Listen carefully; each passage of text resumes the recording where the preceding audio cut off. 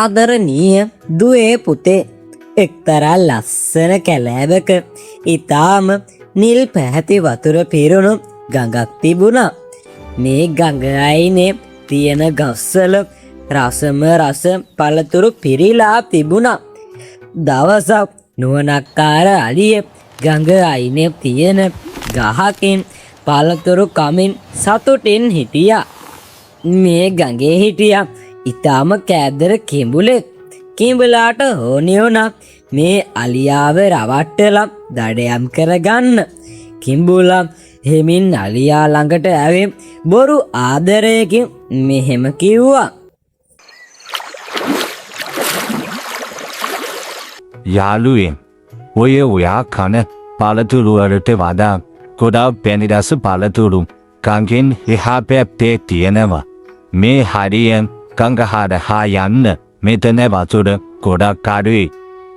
හැබැයි කිඹුලා කිව්වේ බොරුවක්.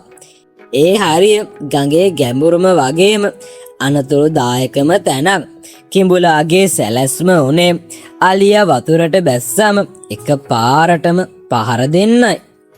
අලියාට මේ කිඹුලා ගැන සැකයක් හිතුණා.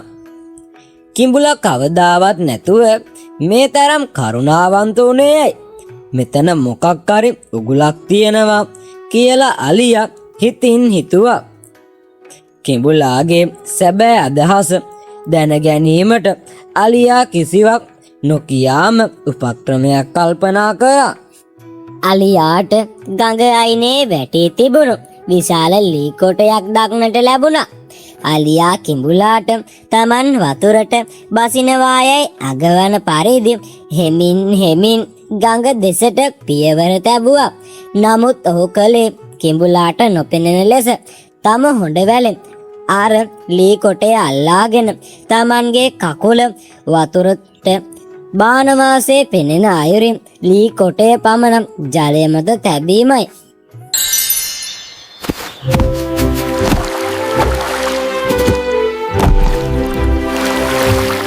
වතුර යට සැඟවී බලා සිටි කිඹුලා වතුර මත යමක් වැටෙනවා දුටු සැනින් එය අලියාගේ කකුලයයි සිතුවා.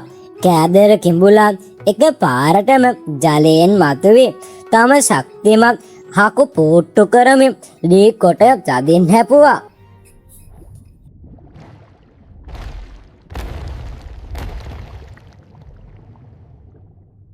ලී කොටය හැපීම නිසා කිඹුලාගේ දත්පවක් රිදුම් දුන්නා. තමන් රැවටී ඇති බවත් අලියා තවමත් ගොඩබිම ආරක්ෂිතව සිටින බවත් දැක කිඹුලා ලැජ්ජාවට පත් වුණා.